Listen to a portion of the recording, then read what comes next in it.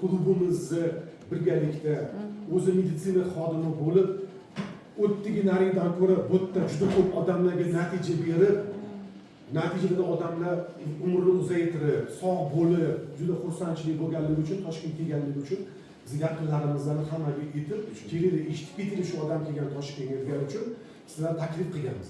Shuning uchun sahnaga Sherzodbek Toshmatov chiqing. 20 yillik sog'liq maslahatchisi. Xush kelibsizlar. Umuman olganda men doim suhbatimni qadriyatdan boshlayman. Sog'lik odam qachon qadrga yetadi? Umuman olganda hayotda nimanidir yo'qotsak keyin qadrga yetamiz. Yo'qotmaguncha odam qadrga yetmaydi. Bu odamda tabiat shunaqa. Masalan, odam 20 ga kiryapti, 30 ga kiryapti, o'zingga qara, o'zingga e'tibor ber. Kelajakda kasal bo'lib qolishi mumkin. O'tingda tosh to'playotgandir. Balkim 50 ga kirganda stent qo'ydiradisan. Yoki bo'lmasa qanaqadir o'sma paydo bo'layotgandir. Bachadoningda deb ayol kishiga desa, hozir yaxshiman deydi. Hamma yo'qim yaxshi deydi. Ya'ni u o'zini ko'ra olmaydi, oldindan ko'ra olish. Chunki buning uchun ozgina tafakkur kerak bo'ladi odamda. Ya'ni kelajagini ko'rishlik uchun.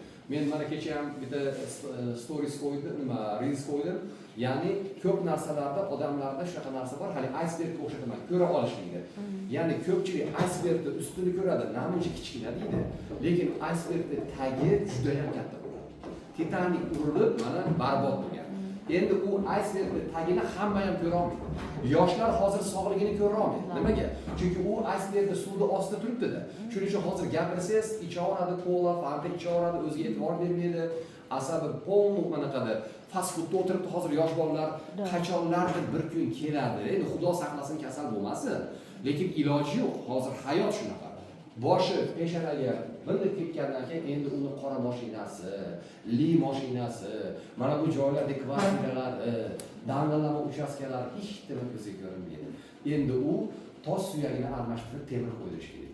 Fikri hayoli Hindistonga borsammikin, Germaniyaga borsammikin, qayerda stent qo'ydirsammikin, namuncha qimmat Yevropada, Turkiyada qildirsammikin, o'shincha odam shunaqa yuribdi hozir. Hech nima ko'zga ko'rinmaydi. O'shuning uchun ertaroq agar sog'likda, tasavvur qilinglar-da, mana mantiqni qaranglar. Bir odamda 10 ta 15 ta kvartirasi bor, uchastkalari bor, pul rosa ham ko'p, farzandlari, 4 ta 5 ta mashina, hamma yoqqa qo'li yetadi. Afsuski, jigarda siroz boshlanadi. Mantiqni qarang. Nima foydasi bor endi yashash bundan? Shuncha narsalar nima keragi bor? Endi qaranglar. Yana bir odamda unaqa narsalar yo'q, soppa sog'lom, sayohatga chiqyapti, topgan puliga orqasidan paylab borsangiz, hozircha ijarada yashayapti. Lekin soppa sog'. Bir yerda bir marta, ikki marta dam oladi, xohlagan narsasini yeydi, ichadi. Qaysi biri o'zi aslida baxtli? Ijarada turgan odam baxtlidir. Biz chunki baxtni pul bilan o'lchab o'rganib qolganmiz. Afsuski, baxt bu odamning holatga kirishligi. Hozirgi ichki holatda qanday his qilyapti o'zini holatini. Mana shunga qarab turib odam yo baxtsiz hisoblaydi o'zini yoki baxtli. Biz shu noto'g'ri tushunchaga ega bo'lib qoldik. Qancha pulimiz ko'paysa, qancha uyimiz ko'paysa baxtli his qilamiz deb o'ylayapmiz. Aksincha asab buzilishlar ko'payib ketib qolyapti. Ya'ni 10 ta uy bor, asabiylashyapti-da, oddiygina choyni ham maza qilib icha olmayapti. Qani endi baxt? Shuning uchun men demoqchimanki, birinchi navbatda sog'likka e'tibor bergan odam yutib qoladi. Sog'likka e'tibor bergan sarflangan pul hech qachon isrof bo'lmaydi. Endi sog'lom odamga o'zingga qara desangiz, jinniman men, ham yo'q sog'lomim, pul sarflab, oldin kasal bo'lsam, bolnisaga boraman degan tushuncha bor. Endi qaranglar, bir paytlar svetlar esinglarda bo'lsa, gaz, svet bizda peredoplata emas edi. Oldindan to'lolmas edi. Xohlagancha yoqardi bo'lib avvallar. Xohlagancha yoqardi. Bir 2 yildan keyin elektrosvet keladi, shuncha qarz bo'lib ketibsizlar, to'lab qo'ying desa, keyin to'lab beradi. Ya'ni qarzga bemalol svet yoqardik, qarzga gazlarni yoqardik bemalol. Afsuski endi birinchi chisla bo'lishiga, mana men nimaga hamma hozir onlaynga biriktirib olgan, har birinchi chisla bo'lishiga seni sovuq suvdan qarzing bor, seni endi nimasi yo'qlar, chiqindidan qarzing bor, svet pasayadi. Bunda qarasam agar o'sha 100 mingdan pasayib ketsa, o'sha nima bo'laman deb avtomatik to'layman. Hech kim bilan urushmayman, hech kim bilan e'tirozim yo'q, chunki u sveti meni tugayapti. Oldindan to'lasang deyapti davlat, keyin yoq beraman deyapti. Oldindan to'lasang keyin uying yorug' bo'ladi deyapti. Oldindan to'lab qo'y, bo'lmasa hol to'lamasam-chi, to'lamasang gaz yo'q deyapti. Ya'ni bunga ko'nikdik biz. svetni, gazni olishlik uchun predoplata to'layapmiz. Endi sog'likka kim jigariga predoplata to'laydi har kuni? Kim yuragiga predoplata nima beryapsizlar? Ko'zinglar ko'rib berishlik uchun kim predoplata beryapti?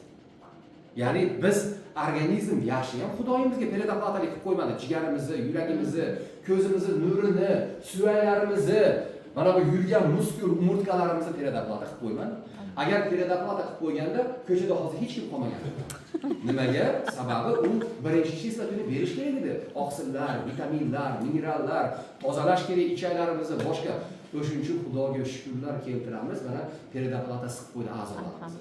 Endi aqlli odamlar, icebergni suvni pastda turgan qismini ko'radigan odamlar oldindan o'zlari bilib predoplata berib yashayapti. Masalan, shaxsan men har kuni predoplata bilan yashayman 20 yildan beri. Ya'ni o'zimni oqsillarimni ichaman, tozalanaman, parazit qurtlar qachonki oqarib nima bo'lib ketsam keyin tozalamayman. Har 3 oyda, har 6 oyda qurtlarimni tozalayman, ichaklarimni tozalayman, ko'zimga programma beraman, suvaklarimga gemoglobin kislotalarini sulfat beraman, undan tashqari yuragim tromblarni yerishi omega 3 beraman, omega kislotalarni guruhini beraman, shalpayib qolmasligi uchun chunki yoshimiz ham 50 dan o'tyapti. Shuni hisobiga o'zimga energiya beruvchi K beraman, vitamin C ichaman, jinsiy zaif bo'lib qolmay, chunki nima bilasizlar, erkaklarda jinsiy zaif bo'lib qolishligi o'zini turmush o'rtog'i bilan opa-singil bo'lib yashashi degani. Foydasi yo'q-da. Shakil erkak opa-singilda yashab o'tishadi hayotda. 40 yoshda opa-singil bo'lib qolayotganlar bor. 50 yoshda opa-singil bo'lib qolayotganlar bor. Chunki ma'no yo'q-da. Bu haqiqatmi, haqiqat emasmi? O'shuning uchun buni oldini olishlik uchun men o'zini mahsulotlarimni, masalan, erkakligimga mahsulotlarni beraman, ayolimga ayollarni xususiyatini saqlab qolishlik uchun, ya'ni qancha ko'p nimani, mana mashinani qanaqa parvarish qilyapmiz? Mashinasiga o'ldim, kuydim deb parvar. Sal bir sarabina bo'lib bo'lsa, ustiga yugurishadi. Jincha sarabina bo'lib bo'lsa. Lekin o'ziga nima bo'lyapti? Umuman qarang. Shuning uchun aytamanki, qachonki biz sog'lig'ini o'zimiz tushunamiz, farzandlarimizga tushuntiramiz, keyin bilasan, qariganda baribir hozir tushunmayapsizlarmi? Ertaga Xudo saqlasin, nevaranglar garsholiklarni to'kimda garshol degan paytda, nimaga shu 30 yil burun o'zimga qaramagan ekanman deydi albatta o'ziga. Hozir yoshlikda bilinmaydi xolos. Shuning uchun biz Korotlar kompaniyasi orqali men nima uchun bunga to'xtaganman? Mutaxassis sifatida 21 yildan beri odamlarga sog'lom bo'lish, energiyali bo'lib qarish, birovga ehtiyoj sezmaslik, sog'lom bo'lish uchun nimalarga e'tibor berish kerak? Shunga amal qilib kelyapman va mijoz hozir menda 2,5 mingdan ortiq mijozlarim bor. Shularga yo'l ko'rsatib kelyapman. Demak, sog'lom bo'lishlikda birinchi ruhiyat juda ham katta ahamiyatga ega. Xohlaymizmi, xohlamaymiz bo'lmag'ida tashkilotlarda juda ham rivojlanib ketgan. Nima bitta suhbatiga kiramishki 20 million beradi. Shunaqa psixologlar bor Toshkentda, ajoyib. Bitta suhbatda 45 minutda. Hali pul berayotgan, mayli u psixologni ko'rgim kelmayapti. Ona o'shanga pul berayotgan odamning miyasini ichini ochib ko'rgim kelyapti. 30 million pulni 45 minutga bergan odam qanaqa odam ekan o'sha? Shuni bilgim kelyapti. Shu fikrlashni o'rganib kelyapti. Miyasida ichida nimalar bor ekan? 30 million pulni, 20 million pulni bunday beryapti, ma'nosini qaranglar. Shunga ham aqli yetishmaydi. Kiradi, o'zi hamma psixologlar ishlagan shablon aytaymi, bormay qo'yasizlar. O'zingni sev. O'zingni sev. Shukur keldi. Nima avlodingdan kechirim so'ra. Qalbingda nima birovga dushmanlik bo'lmasin. Eringni yomon ko'rishini to'xta, shukur keltir, bo'lmasa rad bo'lasan. Boringga shukur qil. Hammasi bir xil gap. U psixologga borsa ham, 30 millionlikka borsa ham, 10 millionlikka borsa ham, bugungi kuniga shukur keltir, sayohatlarga chiq, mazza qil, Xudoni yomonlama, Xudo asha seni abdi basharingga yarasha shukuda bo'lgan, unga ham rozi bo'l. Qisqasi shukur keltir, rozi bo'l, shukur. Psixologlar shu xolos. Shunga 30 million pulinglarni beryapsizlar, hayron qolaman. Uyda shukur keltira olinglar. Uyga borib hamma yoqda yaxshi tomonini ko'r deyapti. Sizlarga sirini aytsam, men kelajakda pulinglarni saqlab qolmoqchiman. Hayron qolaman-da, odam bunday shukurlikka tushib qoladimi desam, men psixologga borishim kerak. Shu odamlarga tushunmayman haligacha. Nimaga desa, psixolog seni uyingga kelib turib, muammoingni yo'qqa bera olmaydi. O'zingni muammolaringni o'zingni bo'yningga qo'yib chiqarib oladi. Shu bo'ldi. Nima psixolog uyga kelib biror narsa qilib beryaptimi? O'shuning uchun xafa bo'lmanglar, qo'shtirnoq ichida aqllilar deb bilaman mana bu. Psixologga pul tashab kelayotganlarni. O'zinglar sal ko'taringlar, bo'ldi. Mana hamma yo'q aytilgan, Allohga shukur keltirib yasha. Boriga shukur qil. Mana sizlarga eng kuchli psixologiya. Shuning uchun demoqchimanki, sog'lom bo'lishlik baribir birinchi ruhiyatga ta'min bo'ladi va ikkinchisi ovqatlanish tartibiga amal qilishimizga to'g'ri keladi. Men juda ko'p aytaman buni. 21 yildan beri takrorlayman. Eng zo'r mana shunda osonroq tushunadi odamlar. Nimaga hayvonlar kasal bo'lmayapti? Nimaga chichqon kasal bo'lmayapti? Kalamush kasal bo'lmayapti? Qo'y infarkt bo'lmayapti? Sigirlar mastopatiya bo'lmayapti? Ko'krak bezi yoki bo'lmasa boshqa hayvonlarda deyarli kasallik yo'q. Sahr bo'lmaydi, onkologiya bo'lmaydi. Vaholanki ularda ham a'zolar bor-ku. Ularda ham yurak bor, o'pka bor. Faqat ularni yutib ketayotgan tomoni ularda aql yo'q. Aql yo'qligi uchun ular birovlarga hasad qilmay yashaydi hayvonlar. Bir-birini ko'ra olmaslik xususiyati yo'q. Kechirmaslik xususiyati yo'q hayvonlarda. Bugungi kunidan rozi. Nimaga fil katta yaratilganikin demaydi sichqon. Filligini qilyapti, sichqon. Ya'ni ularda aql yo'qligi uchun ular xotirjam yashayapti. Va ikkinchisi, ular ovqatlanish tartibiga amal qiladi. Bizga o'xshab sun'iy ovqatlar yaratib olmagan. Mana bolalarimizni hozir sun'iy ovqatlar bilan katta qilyapmiz. Afsuski, bo'rini bolasi o'sha 500 yil avval bo'rini bolasi nima yegan bo'lsa, hozir ham bo'rini bolasi o'shini yeyapti. Kiyik nima yegan bo'lsa, 1000 yil avval, hozirgi kiyiklar ham o'shini yeyapti. Biz nima qilib oldik? Turli tuman ovqatlar yaratib oldik o'zimizga. Nimaga? Biz chunki o'ta aqlli zotmizda. O'shuncha har safar har bir ovqatlar, allambalo pirojnilar, bir xil qandlar, unaqa qilganlarimiz kasalliklar yosharib ketyapti. Ya'ni ovqatlanish tartibini buzyapsiz. Qaranglar, hayvonot olamida ruhiyati zo'r, to'g'ri ovqatlanadi, to'g'ri suvni ichadi. Bizga o'xshab kola zavodi, fanta zavodi yo'q hayvonlarda. To'rtinchisi, doimiy harakatda. Hayvonlar doim o'zini tozalab yashaydi. Organizmni o'zini tozalash sistemasidan foydalanadi. Biz shu beshalasidan ham xato qilyapmiz. Ruhiyatimiz chatoq, bir-birimizni ko'ra olmaymiz, hasadgo'ymiz, qo'shnimizni tombalan to'p kelsa asabimiz buziladi, boyga turmushga bersa yana asabimiz buziladi qizini. Qisqasi, miya ham joyida emas hammamizda. Ikkinchisi, ovqatlanishimiz umuman noto'g'ri, suyuqli ichishimiz, rangli napitkalarga gazga o'tib ketganmiz, harakat kam, ispirallarni ko'rib, nima xunonni yeb, qonimni yeb, ko'kchoyni ichib yotamiz kechqurun va undan tashqari hech qanaqa tozalov yo'q. Yo'q, tozalov bor, tashqaridan dush orqali tozalov bor. Ichaklarni tozalash deyarli xayoliga ham kelmaydi odam. Mana shu qoidani buzganimiz uchun nihoyatda odamlar kasallikka chalinyapti. Endi meni o'zi asosiy bugungi tema qisqacha sog'likni aytib o'tib ketdim. Shuning uchun qachon sizlar yutasizlar, qachonki sog'likni birinchi o'ringa, mana e'tibor beringlar. Odam qaysi qadriyatni birinchi o'ringa qo'ysa, o'sha narsa arzonga o'xshab tuyuladi ekan. Mana ayollarda hozirgi mana O'zbekiston ayollarida aksariyat holatlarda birinchi qadriyati yuzini tekis tirish bo'lmasdan sun'iy bo'lsa ham ukol olib betini tortish. Badani qarib ketgan, beti tekis. O'sha qadri bilinib turadi, qarib ketgan ichi. O'zi. Beti lekin tekisda hech nima yo'q betida. Nimaga? Uni tushunchasida dugonalariga, sinfdoshlariga sen qarimayapsan ekan, deyishlik uchun gapni olish xolos, o'zi xabar biladi. Biz erkaklar ham bir bo'lgan, shunday qarab bilamiz. Ukol olgan. O'shuning uchun ularning qadriyati nima bo'lsa ham $1000 bo'lsa ham sarflaydi yuziga. Afsuski, ichi bir haftadan bir kelmasa ham yuraveradi. O'zi katastrofa, bir haftada bir ish kelmasligi o'zi juda ham katta avariyli holat. Kanalizatsiya ishlamayapti, lekin kosmetologiyaga boraveradi. Sen ichingni keltira oldin. Eng asosiy senga zaruri bo'lmas. Mana bu. O'shuncha ko'ryapsanmi? Odam hayotda qaysi qadriyatni birinchi o'ringa qo'ysa arzonga o'xshab turadi. Erkaklarimizga mashina minish birinchi o'rinda, to'g'rimi, noto'g'rimi? O'shuning uchun qarzga botib ketsa ham, suvaga chirib ketsa ham, va o'zingga qarab o'lasan desa ham mayli deb turib, qanaqa qilib bo'lsa ham mashina oladi. Nimaga? Chunki unga arzonga o'xshab tuyuladi. Chunki uni hayolida birinchi maqsadi mashina. O'shuning uchun sizlar sog'likni birinchi o'ringa qo'yib olsanglar, mahsulotlar sizlarga bepul o'xshab qoladi. Necha pul ketadi men sog'lom bo'lishim uchun birinchi oyga desa $300 desa, nima arzon deysizlar. Nimaga? Chunki sizlar sog'lik tsennisini birinchi o'ringa qo'yib oldinglar. O'shuning hayotda kim nimani birinchi o'ringa qo'ysa, Samarqandda aytyapti, yaqinda bitta tanishim, savdogar tanishim ko'p Samarqandda yuradi. $70,000 ketibdi endi to'yga. Nima? Samarqandda aytishlari bo'yicha bilasizlar, juda dahshat qilishadi to'ylarni, juda ham tayyorgarlik ko'rishadi boshqa. Keyin $70,000 desa, mahallasida imom aytarmish-ki, mana kam xarj qilsa bo'lar ekan u. Shundan bilganinglar to'y qilishdi. Mana atiga $70,000 sarflabdi. Nimaga bunaqa qilasizlar deb haligi odamni sabab qilib to'g'ri yo'lga chorlabdi. Siz kamroq sarf qilinglar to'yga. Sarflasa bo'lar ekan $70,000 deyapmish. $70,000 bitta hali qisqartirilgan to'yga. tasavvuringlar. Eshitib hayron qolibman. U 150 ming, 200, 300 ming dollar oddiy holat deyapti uylarga to'y qilish.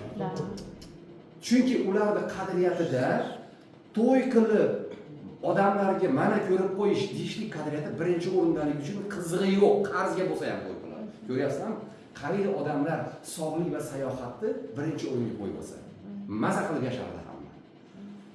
Asosiy shu qadriyatlarga e'tibor berishimiz kerak. Birinchi o'rinda. Shuning uchun menga mijoz keladigan bo'lsa, nima qilsam bo'ladi desa, to'xtang deb men birinchi ongi bilan ishlayman. To'xtang, sizni qadriyatingiz o'zi o'rganib chiqaychi, nima qadriyat sizda birinchi o'rinda. Agar sog'lik qadriyati oxirgi o'rinda bo'lsa, harakatlar ham birinchi o'ringa olib chiqishlik kerak. Birinchi o'ringa olib chiqqandan keyin unga oddiy holat bo'ladi, sog'likka pul sarflashlik. Bu normal holat. Demak, asosiy mavzuyim ichaklarni o'rni, tozaligi o'rni odamning sog'lom bo'lishida. Yeyapmiz, ichyapmiz, qaranglar. 12 barmoq ichak, undan keyin mutaxassislar biladi. Undan keyin chiqadi, birinchi переработка, ya'ni hazm qilish boshlanadi. Undan keyin 12 barmoq ichakdan o'tayotgan bo'lsa, agar yog'li ovqat yegan bo'lsak, o't ishga tushishni boshlaydi. Yog' bor ekan, organizm shunaqa darajada avtopilotda mukammal yaratilganki, biz agar kelishib yashasak, mazza qilib yashaysizlar. Mazza qilasizlar. Qaranglar, ovqatingizda yedingiz, yog' yo'q. 12 barmoq ichakdan o'tayotgan paytda o't shunday chiqaman desa, yog' yemabdi deydi. Yog' yo'q ekan ovqatda deydi. Faqat shira ekan deydi. Shira oshqozon ostingizga xabar ketadi. Tezda insulin chiqar, ko'proq chiqar, ko'proq. Nimaga? Uglevod, shira, tinimsiz manovi fast food yeydi ekan deb turib insulin ishlab chiqaradigan hujayralar nagruzka bilan ishlaydi. O't chiqadi. Men chiqmayman desa, sen chiqma, yog' yo'q ekan ovqatida deydi. Va natijada haligi o't qopida jigardan doimiy oqib turgan o't to'planib boradi. Bir kun kelib siz birdaniga to'liq ovqat yeb olsangiz, oshqozoningizni to'yintirib yoki birdan yog'li ovqat yeb olsangiz, hali to'planib turgan o't o'chib, bir-birini talashib chiqib ketaman deydi ovqat ustiga. Natijada sizda pristup bo'ladi. Siz doktorga borasiz, siz o'zingizga ko'radida, siz yog'li ovqat yemay o'tingiz og'rib qoldi deydi. Yana yog' yedirmaydi. Yana yog' yemagan saringiz, hali o't yana dimlanishni boshladi. Ko'ryapsizlar mexanizm. O'shuning uchun bu hammasi avtopilotda shunaqa darajada tartibga solinganki, har bitta yegan ovqatimizning ma'lum bir qismi yog' bo'lishi kerak, tabiiy yog' bo'lishi kerak. Tabiiy, sun'iy yog' aytmayman. O'shunda har bitta yegan ovqatingizda yog' bo'lsa, avtomatik o't haligi jigardan oqayotgan o't, dimlanib turgan o't har 3 mahal chiqib turadi sizga, 2 mahal, 3 mahal. Natijada sizda o'tda yog'ni ko'p yeydigan insonlarda o'tida tosh to'planmaydi. Yog'ni ko'p yeydiganlarda. Yog' odamga zarari yo'q. Tabiiy yog'ni nazarda tutagan. Mol yog'i, qo'y yog'i, zaytun, sari yog', haqiqiy silishli masla hech qachon odamga og'irlik qilmaydi. Yog'lar 100% so'rilib ketadi. Nima uchun? Mana shu gap kelib qolganini aytib o'tib ketay. Odam nimadan quvvat oladi desanglar, go'shtdan quvvat olmaydi odam. E'tibor beringlar, go'sht yegandan keyin quvvatinglar sal yo'qoladi. Go'sht bizga organizmga qurilish materiali, vitamin B1, aminokislotalar, umuman qo'shimcha moddalar olishlik uchun kerak go'sht. Lekin biz energiyali bo'lishni ikkita moddadan olamiz. Shakar, glyukoza va yog'dan. Shu esingizda tursin. Quvvatinglar yetishmayaptimi? Sizlar ko'proq uglevod va shakardan olyapsizlar energiya. Uglevodlar, chunki nimaga? Uglevod bilan shakarga nima aloqasi bor? Uglevod bizning ichimizga tushgandan keyin modda almashinuvi natijasida doktorlar biladi, u glyukozaga aylanadi. Mana non yeyapsa, uzoq chaynakda shira bo'lib ketadi og'zingiz ichida. Ya'ni non yedingiz, uglevod degani keyingi aylanishi shakar bo'ladi. Ko'pchilik o'shuning uchun qandli diabetdagilar aytadi, men umuman nima uchun shakar yemasam ham qandim oshib ketyapti qonimda deydi. Ular o'ylayaptiki, qand yemayapman-ku, shakar yemayapman-ku, nima yeyapsiz? Makaron yeyapman, non yeyapman deyapti. Ular shakar emas-ku bular deyapti. Guruch. Ularning boshlanishi uglevod bo'lgan bilan ichkariga kirgandan keyin shakar keladi. Tushuntirib oldimmi? Xuddi shunga o'xshab odam agar energiyali bo'lmoqchi bo'lsanglar, ko'proq bizning organizmga yog' kerak bo'ladi. Endi suv alohida o'zining o'rni bor, bu haqida gaplashamiz. Demak, agar faqat uglevod yeb yuradiganlar, shirinlik yeb yuradiganlar reski energiyaga to'lasiz, kayfiyatingiz ko'tariladi. Yarim soat, 1 soat o'tgandan keyin shalpayishni boshlaysiz. Nimaga? U glyukozaning energiyasi tugaydi o'shanda. Agar siz e'tibor beringlar, obedda yog'li ovqat yedingiz, ertaman simishli maslar bilan yaxshi choyshdingiz, obedda qoningiz ochsa ham quvvatingiz yo'qolmaydi. Energiyada yuraverasiz, chunki siz yog'li ovqat yedingiz. O'shuning uchun yog' qarayasiz ham katta e'tibor beringlar va farzandlarimizni ham tabiiy yog'larga o'rgatishimiz kerak. Suv endi alohida narsa. 80% toksinlar va zaharlar suvda eriydi. 20% zaharlar yog'da eriydi. Siz yog' yemayapsiz. Qanday qilib eritasiz ishingizni zaharlarni toksinlarni? Yog' ham tozaloq xususiyatiga. Ya'ni yog' organizmda tozalashlik uchun kerak bo'ladi. Biz o'zimiz klizma qilib, olma so'ki, zaytun bir balolar qilib tozalashyapti. Organizm o'zini o'zi tozalaydi. Biz shunga muhit, sharoitga beraylik. Organizm xohlagan narsani beraylik. Organizm xohlamagan narsani bermasangiz, shunaqa zo'r achishga qiladi o'zini o'zi. Maza qilib yashaysiz. Shuning uchun yana sizlarga soddoroq qilib tushuntiraman. Mana bu uyda isitmoqchimiz. Mana pechga turibdi. Qog'oz tashlayapmiz, gazeta. Tashlayveramiz. Sirazi tugaydi, isitmaydi, unchalik isitmaydi. Endi ko'mir tashlasakchi, uzoq yonadi. Yog' organizmga shunaqa energiya beradi. Tushuntira oldimmi sizlarga? Qanday qilib oladi? Shuning uchun kimdir energiyasi uzoqqa yetmayotgan bo'lsa, albatta suv boshqa alohida narsa. Siz yegan ovqatlaringizga yog' yetishmayapti. Ichak insonni ikkinchi miyasi. Nima uchunligini biladiganlar bor? Qaranglar, mana miyamiz birinchi, ichak. Miyaga nima aloqasi bor? Ichak ikkinchi miyamiz ekan. Ichak miya ekan. Sodir ochildi. Tasavvur qiling, mayda yana bitta miyamiz bor. Bitta miya, ikkinchi miya. Nima uchun desa, qaranglar, ovqat yeymiz, oshqozon, o'lik barmoq ichak, ingichka ichak, yo'g'on ichak. Asosiy hamma ovqatlar ichak orqali hazm bo'lib boradigan boshqa a'zolar. Agar ichaklarimiz kir bo'lsa, ichaklarimiz axlat bo'lsa, umuman tozalanmagan bo'lsak, 40 yil burun bog'chada yegan pralnilarimiz, vaflilarimiz, ular qoldiq bo'lib o'sha marsinkalar qoladi-da. Har ovqatlangan paytingiz tasavvur qiling, yuvilmagan idishga ovqat deb ichyapsiz, hech kim ichmaydi. Biz hozir yuvilmagan ichaklarga qayta ovqat beryapmiz. Bir tomondan organizmni o'zini o'zi tozalashiga ham umuman yordam bermaymiz. Sababi noto'g'ri ovqatlanamiz. Juda ko'pimiz sabzavotlar yemaymiz. Umuman pomidor, bodring, karamni umuman juda ko'pchilik yemaydi. Karam eng zo'r ichak sho'tkasi. Shuning uchun nega endi ichakni ikkinchi miya desanglar, qaranglar. Odamda baxtni his qiladigan gormon, bilasizlar, serotonin gormoni 90-95% ichakda ishlab chiqariladi. Ichakda. Pulingiz bor, mashinangiz bor, millionerga turmushga chiqasiz. Hammangiz bor, cho'ta kayfiyat. Siqqalib yashaydi, topa olmayapti uydagilar ham. Hamma yo'g'ing bor-ku. Hamma yo'g'ing joyda nimaga sen tushib deysan? Yoki bo'lsa nimaga asabiysan? Odamni o'ldirib qo'ygan kelib ketadi asabiylar. Nima bo'lyapti deb javobini topish olmaydi. Uni ichagi to'la axlat. Psixologga boradi. Yana psixologga boradi, 30 million. Borsa shukur keltir, eringni yaxshi ko'r, eringni kechir, shu. Hammasi bir xil. Ko'proq sayohatga chiq, shukur keltir, nima qarzlaring vaqtida to'la, kredit olma, bir xil hammasiga bo'ladi. Va shuning uchun u depressiyaga tushgan yoki asabiy odamni, erkakmi, ayolmi, uni ichaklarida muammo bor. Nimaga? Baxtni his qilish gormoni ichakda ishlab chiqariladi. Unga xalaqit beryapti. Ichak ishlab chiqara olmayapti. Qaranglar, 5-10% gina ishlab chiqariladi serotonin gormoni. Baxtni his qilish gormoni miyada 5-10%. Biz asosiy psixologga borib, miyaga ishlov bera olamiz. Bu yerda ichagimiz dabdala. O'shuning uchun kim asabiy bo'lsa, kim tushkunlikda bo'lsa, bunday qaranglarda ichagini tozalab ol deydi. Psixologga bor demaylar, ichagini tozala deydi.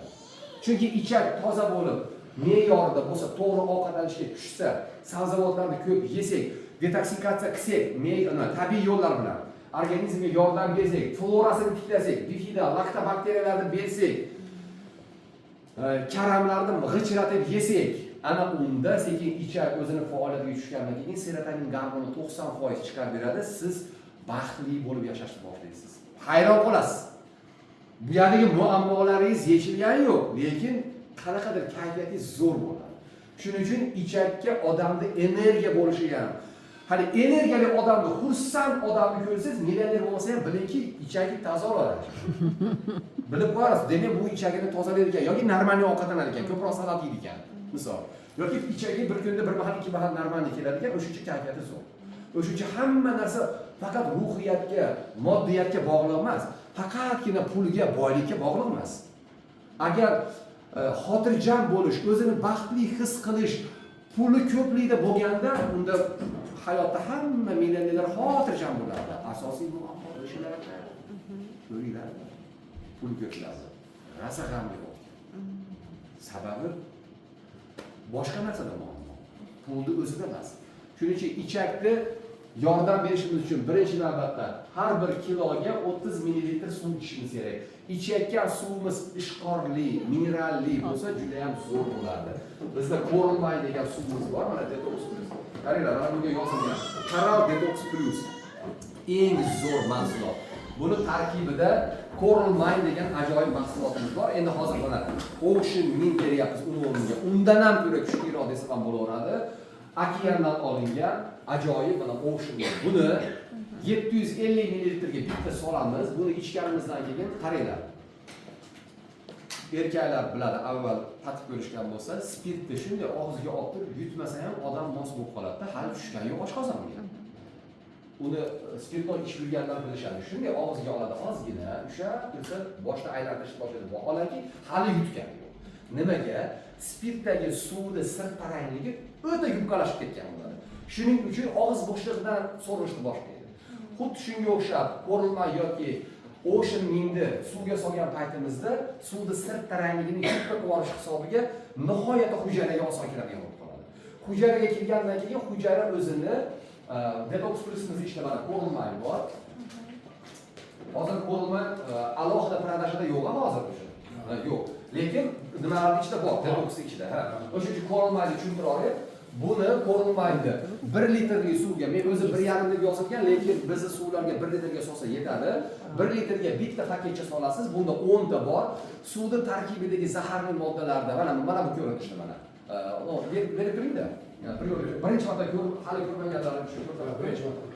Mana buni 750 1 litrgacha bo'lgan suvga mana paketchasini hozir nimalik qilyapti, nima shederlik qilib, ustma ust olyapti ekan. Alohida solsanglar yana yaxshi bo'ladi. Mana shu paketchani solasizlar. Buni xususiyati suvni tarkibidagi zaharli moddalar, keraksiz og'ir metallar bo'lsa o'ziga biriktiradi. Buni cho'ntak filtr ham deyiladi buni. Suvni tarkibiga 70 xil minerallar chiqarib beradi. Ishqorli muhitini to'g'rilab beradi suvni, sirt tarangligini yupqatib beradi, oksidlanish, qaytalanish potensiyalini me'yorga keltirib beradi. Mana siz ana u suvni ichganingizdan keyin xuddi qonni ochib ketgan tovuqqa kim don sepib ko'rgan? Rosa qorni ochgan tovuqlarga don sepsangiz qanaqa talashib oladi? Bu suvni hujayralaringiz bir-biri bilan urushib ichadi. Odatdagi suv, vrachlar bo'lsa ichimizda bilishadi, suv qizil o'ngachda ham, oshqozonda ham, 12 barmoq ichida ham so'rilmaydi. Suv odatdagi suv, yo'g'on ichaydan boshlab so'rishni boshlaydi.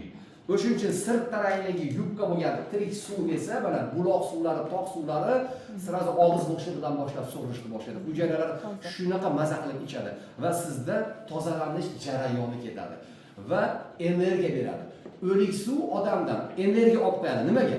Biz o'lik suv ichgan paytimizda organizm o'zining minerallarini ishlatadi, suvni hazm qilishlik uchun. Shuning uchun ozgina biz energiya yo'qotamiz. Tayyor tirik suv ichadigan bo'lsangiz, siz bu ichgandan keyin energiya paydo bo'ladi. Mana hozir men 7da nima qilganman? Nima deydi? Nonushta qilganman.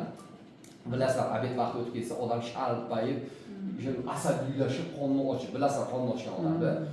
Hozir 4 soat syomkada bo'ldim va hozir necha bo'ldi? 4 bo'lyapti. Ko'rilmay ichimda. Hozir. Men hozir yonida xudo xolasa 3 soat ham gapiraman. 3 soat, 4 soat bemalol kechgacha. Sababi tirik suv ichaman. Ya'ni organizmga zo'r edi. Mana o'zingizlar misol bilan qoninglar olsa qanaqa iliklarim qaltirab ketdi deydi biz o'zbekchilikda. Kayfiyat ham yo'qolib ketadi, urishgisi keladi. O'shuning uchun ham hali ota-onalarimiz yoshligimizda qorning ochilmasin bola deydi. Chunki asabiylashadi odam qorni och qolgan paytda. Shuning uchun Coral bizni birinchi ajoyib mahsulotimiz. Undan keyin detoksning tarkibida Lucerna, buyrak siydik yo'llarni tozalab beruvchi assimilyator, oshqozon ichak tizimida, ya'ni amilaza, lipaza, proteaza, fermentlar bu. Ovqatlarimizni hazm qilib beruvchi. Undan keyin lecitin degan mahsulotimiz bor. Jigar o'tni tozalab beruvchi va jigar hujayralarini yangilanishga yordam beradi. Ham bosh miya uchun juda ham zo'r. Keyin H500 degan ajoyib mahsulotimiz bor. Antioksidant, ham zaharlarni, suvda eruvchi zaharlarni chiqarib yuboradi. Hamda sizga kislorod, suvda eruvchi ajoyib kislorodli suv ichasizlar. Mana shu detox plusimiz bo'ladi. Bunga albatta omega qo'shamiz. Omega 3 degan mahsulotimiz bor. Omega 3 qo'shgan paytimizda bu bilasizlar Omega 3 endi hozir buni o'rgatishga keragi yo'q. Instagramlarda juda bu haqda ma'lumotlar ko'p.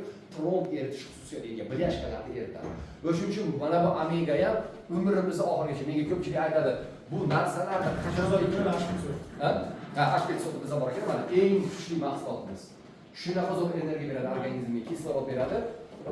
Bitta bir kunda 3 ta 4 ta kapsula ichib yuradigan bo'lsanglar, maza qilib yura olasizlar. Issiqlarda ham, boshqada o'zingizlarning energiyalarni yo'qotmaysizlar. Bir tozalab olgandan keyin bir tizimga kelib olsa organizminglar. Endi ko'pchilik savol beradi. Bizda sirazi pulga bog'liq. Buni qachongacha ichsam bo'ladi? Bitta ichsam, biz o'zbekchilik tushunchasi qanaqa?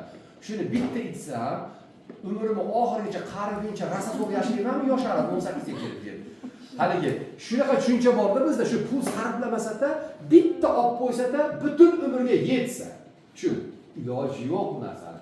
Siz qolgan narsalar, men keyin o'sha odamlarga savol beraman. Siz go'shtni qachongacha yemoqchisiz deyman. Tvorog, smetanani, tuxumni qachongacha yemoqchisiz? Doim yeyman dedi. Yemay olmayman.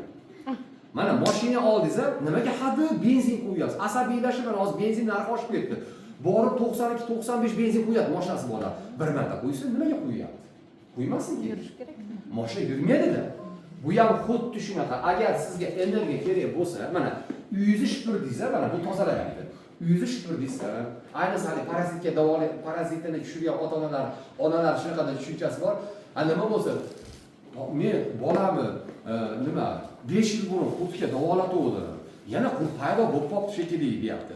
Kelib aytaman, ha 5 yil burun davolatdingiz, qarang. Shu zo'r nima qilgan ekansiz? Tasavvur qiling deyman. Siz hozir menga aytyapsizki, 5 yil burun uyim shipiruvdi. Yana iflos bo'lib ketyapti, deyapsiz. Iflos bo'lgan uyda yana shipirasizmi? Qachonda bir shipirasiz? Har kuni tozalayman uyimni, deyapti. Nimaga? Chunki yana iflos bo'ladi-da. Xuddi shuni singari organizm ham biz nima bo'lsa yeyapmiz-ku. Bo'lib ham ayollarni to'xtat bo'lmaydi mana. To'y, nima deydi? Challar, rosa